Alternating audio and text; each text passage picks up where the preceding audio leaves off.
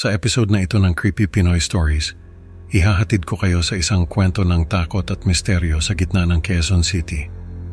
Isang alamat ng manananggal ang muling nabuhay at nagdulot ng takot sa mga estudyante at magulang. Sa pagkawala ni Liza, isang grupo ng mga kabataan ang nagpasya na tuklasin ang katotohanan sa likod ng alamat. Makakahanap ba sila ng sagot o mas lalo lang silang malulubog sa takot? Tara, samahan niyo ako sa nakakakilabot na paglalakbay na ito. Isang tahimik na araw sa Quezon City, abala ang mga estudyante sa loob ng paaralan habang nagaganap ang lockdown drill. Nakapwesto sina Carlo at Mia sa ilalim ng mga mesa, nagbubulungan tungkol sa kanilang mga assignments. Grabe, ang hirap ng math homework natin, sabi ni Carlo habang sinusubukang mag-review ng notes. Oo nga pero kaya natin to, sagot ni Mia, sabay ng ngiti kay Carlo. Biglang may dumating na balita mula sa loudspeaker, sinasabing nawawala si Liza, kapatid ni Alex, ang crush ni Mia. Nagulat ang lahat at nagkaroon ng kaguluhan sa loob ng silid-aralan. Ano daw? Nawawala si Liza? Tanong ni Mia halatang nag-aalala. Oo, narinig ko rin. Grabe, ano kayang nangyari? Sagot ni Carlo. Habang nag-uusap ang mga estudyante, may narinig silang kwento mula sa isang kaklase tungkol sa alamat ng manananggal sa gubat. Sabi nila, may manananggal daw sa gubat dito malapit, bulong ng isang kaklase. Baka siya ang kumuha kay Liza, tulad ng mga naunang nawala na sina Mark at Jenny. Dagdag pa nito, nagkaroon ng takot at kaba sa buong paaralan, lalo na't may mga naunang pagkawala na sina Mark at Jenny. Sa labas ng paaralan, nagtipon-tipon ang mga magulang at guro, nag-aalala sa kaligtasan ng kanilang mga anak. Ang balita tungkol sa manananggal ay mabilis na kumalat sa buong komunidad, lalo na sa social media. Nakita mo ba yung post sa Facebook? May mga nagsasabi na totoo raw yung manananggal, sabi ng isang magulang. Dapat mag-ingat tayo, lalo na sa mga bata, sagot ng isa pa. Hindi mapakali si Carlo at nagdesisyon siyang kausapin si Alex tungkol sa alamat ng manananggal upang hindi ito takutin ng mga bully. Nakita niya si Alex sa cafeteria, mag-isang kumakain at tila malalim ang iniisip. Alex, pwede ba kitang makausap? Tanong ni Carlo sabay upo sa tabi ni Alex. Ano yon? Sagot ni Alex halatang nag-aalala. Kinausap ni Carlo si Alex at ipinaliwanag ang alamat ng manananggal. Alam mo ba yung kwento tungkol sa manananggal sa gubat? Baka may kinalaman ito sa pagkawala ni Liza, sabi ni Carlo. Nagpasya silang maglakbay patungo sa kagubatan upang hanapin ang sinasabing lungga ng nilalang. Kailangan nating malaman ang totoo, sabi ni Alex, sabay tingin kay Carlo. Sige, sasama ako, sagot ni Carlo. Kasama si Mia, naglakbay sina Carlo at Alex patungo sa kagubatan. Dumaan sila sa isang makipot na daan puno ng mga matataas na damo at puno. Nararamdaman nila ang malamig na simoy ng hangin na tila may dalang masamang balita. Nakakatakot dito pero kailangan nating gawin to, sabi ni Mia habang mahigpit na hawak ang kamay ni Carlo. Sa kanilang pagdating, nakita nila ang isang bahay na bato na matagal nang pinaniniwala ang pugad ng manananggal.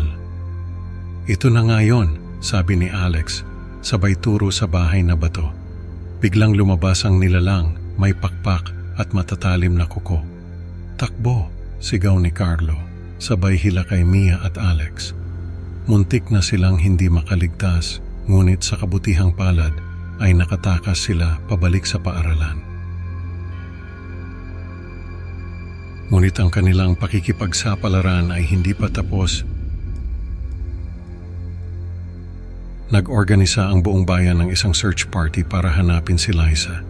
Makikita ang mga tao, may dalang flashlight at megaphone. Naglalakad sa kagubatan habang sumisigaw ng pangalan ni Liza. Liza! Liza! Nasaan ka? Sigaw ng mga tao Ang mga boses nila ay nag-e-echo sa dilim ng kagubatan. Ang hangin ay malamig at tila may kakaibang amoy na nagmumula sa mga puno. Habang naglalakad, napansin ni Carlo ang kakaibang kilos ni Alex. Tila may itinatago ito at laging nagmamadali. "Alex, okay ka lang ba?" tanong ni Carlo. Pero nagmamadali itong umiling at nagpatuloy sa paglalakad. Naging isang suspect si Alex sa pagkawala ni Liza dahil sa kanyang kakaibang kilos. "Bakit parang ang weird ni Alex?" bulong ni Mia kay Carlo. "Ewan ko, pero kailangan nating bantayan siya," sagot ni Carlo. Sa kalagitnaan ng gabi, biglang nagpakita si Liza ngunit agad ding nawala.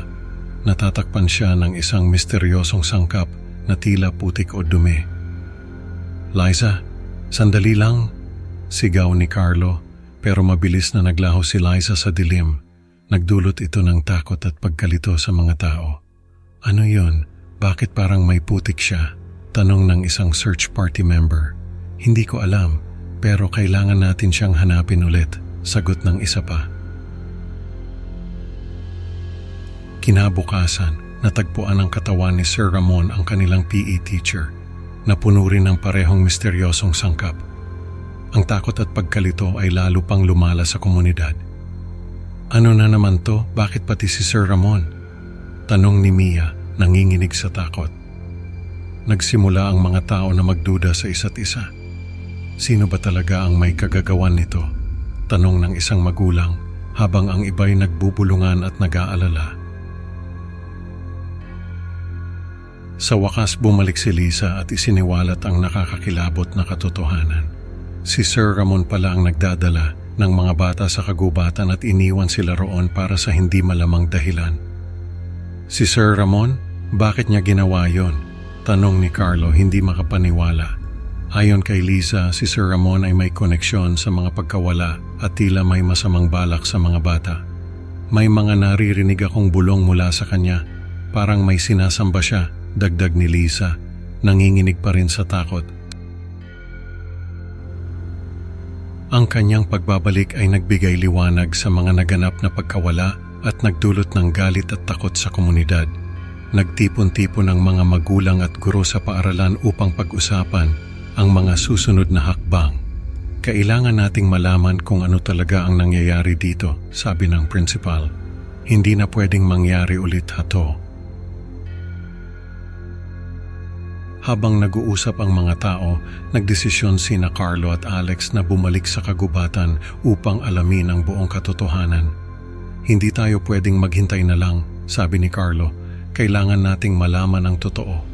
Nagdala sila ng mga gamit pangkaligtasan at nagpaalam sa kanilang mga magulang.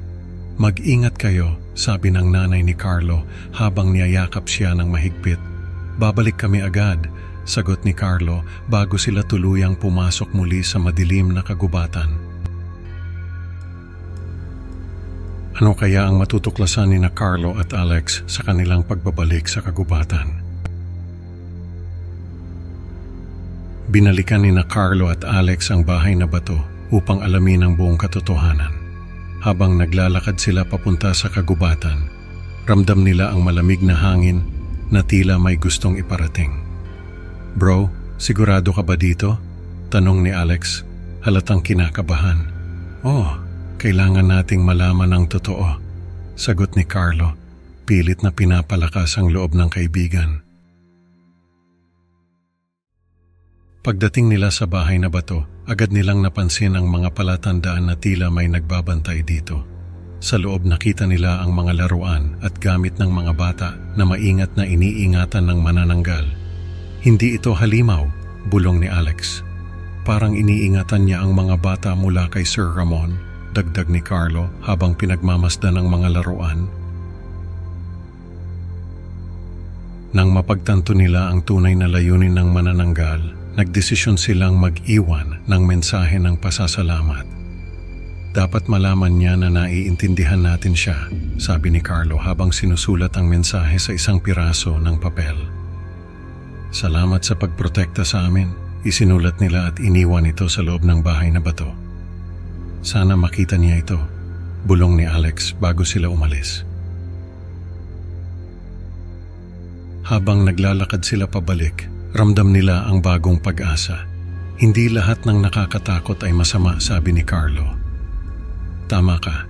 Minsan ang tunay na halimaw ay nasa anyo ng tao, sagot ni Alex, na tila may bagong pananaw sa buhay. Pagbalik nila sa bayan, ramdam ang pagbabago sa komunidad. Ang mga alamat tungkol sa manananggal ay nagbago mula sa takot patungo sa paggalang at pasasalamat. Dapat nating turuan ang mga bata tungkol sa kaligtasan, sabi ni Carlo sa isang pagpupulong sa paaralan. Oo, at dapat tayong mag-ingat pero hindi na natatakot, dagdag ni Alex. Nagtipon-tipon ang mga tao sa plaza upang ipagdiwang ang kanilang bagong pag-asa at pagkakaisa. Salamat sa lahat, sabi ni Carlo sa harap ng mga tao. Natutunan natin na hindi lahat ng nakakatakot ay masama at minsan ang tunay na halimaw ay nasa anyo ng tao. Sa wakas, nagkaroon ng bagong pananaw ang komunidad sa mga misteryo ng kanilang bayan. Ang kanilang karanasan ay nagbigay ng aral na hindi lahat ng nakakatakot ay dapat katakutan. At minsan, ang tunay na halimaw ay nasa anyo ng tao. Ang kwento natin ngayong gabi ay nagturo sa atin na minsan, ang tunay na halimaw ay nasa anyo ng tao. Salamat sa pakikinig mga kaibigan. Huwag kalimutang i-like at i-subscribe ang Creepy Pinoy Stories para sa mas marami pang nakakakilabot na kwento. Hanggang sa susunod na upload, mag-ingat kayo. Baka ang susunod na halimaw ay nasa tabi-tabi lang. Paalam at magandang gabi.